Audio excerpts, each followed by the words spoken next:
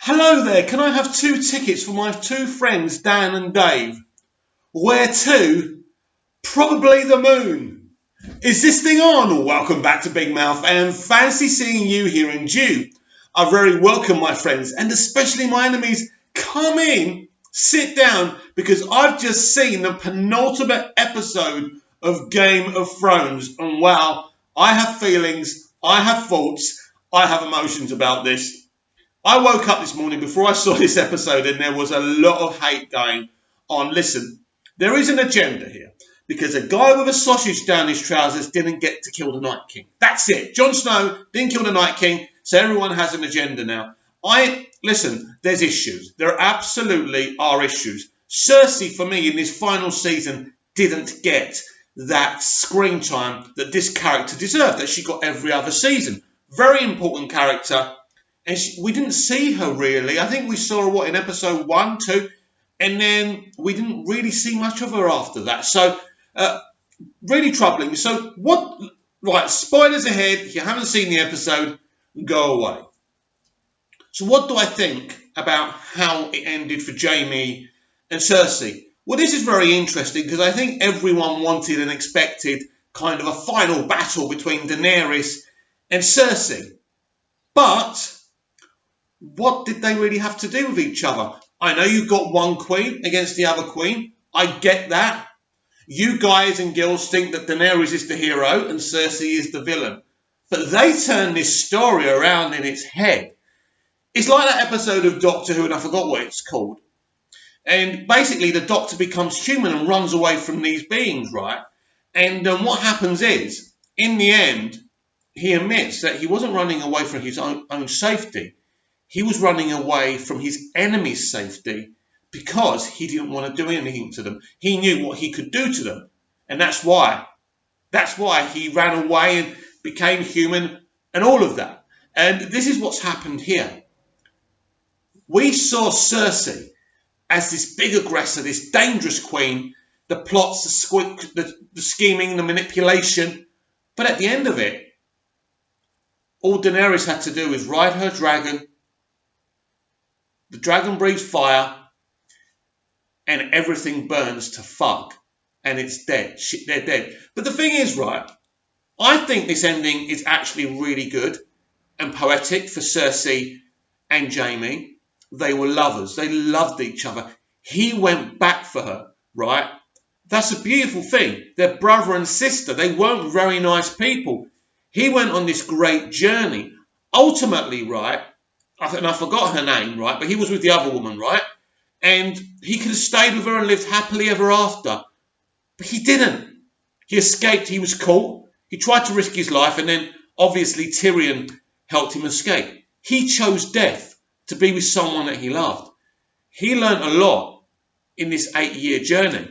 And I think them dying together, although may not be the poetic justice that we all wanted for Cersei, in the end, you look at her, but I wasn't feeling sorry for her. I know a few people said they did. I didn't. When she says, I don't want to die, I'm thinking, I'm sure Ned Stark didn't want to die. But his head got cut off by your son on your son's order, and you didn't give a shit because all you wanted was power. So in that moment when she's saying, I don't want to die, I want my baby to live, she did get her just desserts.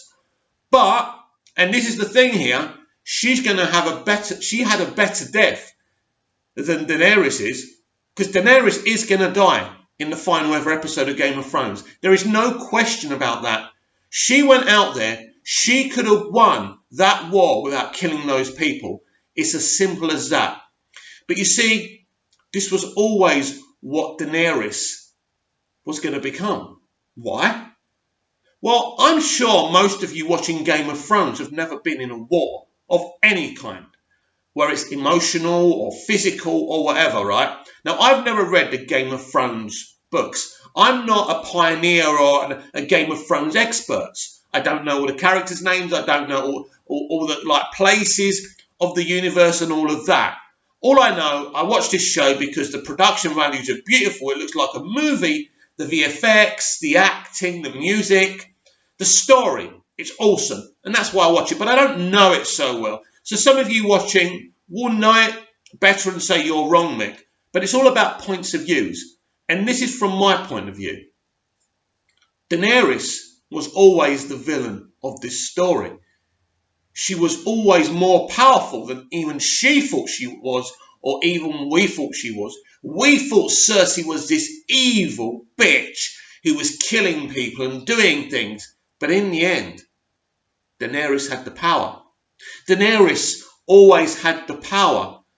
And I think I'm going to make a comparison now. Because really, Daenerys was born of blood.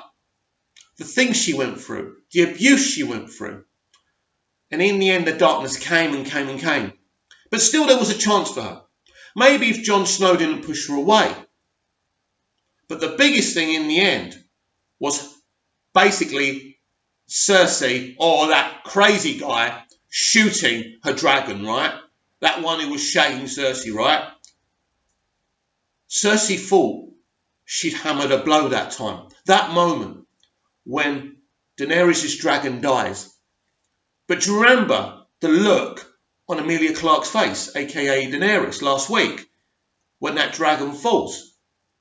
That's the moment everyone in King's Landing was going to die. It was it. It was over. They broke her. And once you break someone, once you keep on bashing them, and they can't take anymore, you break them. All those people died in King's Landing because of that moment. Because of that guy with the beard who fancied her as well dying. It's all little moments. That young girl who Cersei chopped her head off, right, last week. It all moulded what we saw. Now let's compare Arya to Daenerys. Arya is her father's daughter. There's no question about it. There's no other Stark more like her, right? There's no other Stark more like her father than her, right? Right? She's Ned Stark's daughter, no question about that. As a little girl, she saw her father's head chopped off. And she was grabbed and she was taken. And she went from pillow to post. She went through all these horrible things. But she never broke. There was moments when she was being trained as the killer. And she learned how to put the different faces on, that she got dark. But she became better. She has a different destiny to Daenerys.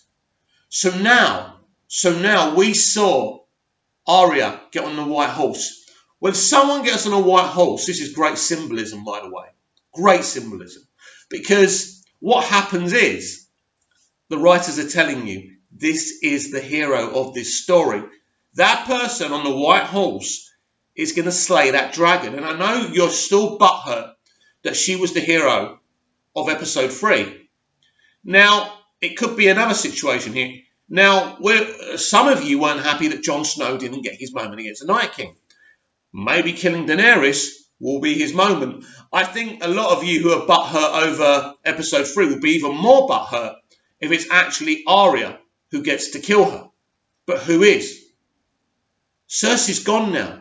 You see, Dan and Dave gave us all this false sense of security that actually Cersei was the big villain. The Night King's gone. It's the big war against Cersei. This is how episode 6 is going to finish. No, because now we've got a whole episode where the war's over. What's going to happen next? Daenerys is going to die. Daenerys has to be defeated. The Starks will create a rebellion. There will be a rebellion now against Daenerys. And the bald guy she executed at the start, he was right. He was right. And he warned Jon Snow. But Jon wouldn't listen. And now look what's happened. Yes, they were basically right. If you look at from the pilot, in Daenerys, that Dan and Dave were moulding a villain. A villain. She became Cersei. She became Cersei. That's not what she thought she was going to become. But in the end, Cersei broke her and turned her into Cersei. So for me, and all the complaints and all of that saying, oh, they've betrayed Daenerys' character, I don't think they have. Some of you guys wanted Jon Snow and Daenerys to live happily ever after. I didn't want that. That would have been boring. Oh no. Now you've got the Starks versus her. Because ultimately, let me explain to you how all these families sit. So you've got the Targaryens and you've got the Lannisters. Now, the Lannisters are a bit... Have you ever heard of travellers? What travellers do, they turn up and they literally pillage people's areas. They take what they want. And that's what the Lannisters have always done throughout the years and throughout the ages. They manipulated families and societies and kingdoms and taken what they wanted. And in the end, they paid the ultimate price. Now, in terms of the Starks, they're just ordinary working class people who don't want to kill, don't want to be into war. They were dragged into this. They were orphaned by these terrible people.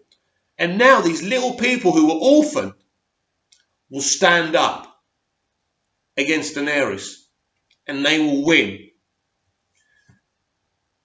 Daenerys was always the villain of Game of Thrones. I didn't see it. You didn't see it. And that's what makes it so beautiful. What now for Tyrion? Another hero of Game of Thrones. He survived till the last episode. That makes me happy.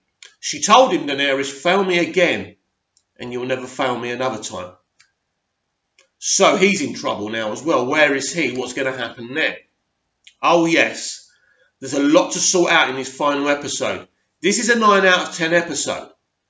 Because Dan and Dave were gutsy. They did something we didn't see coming.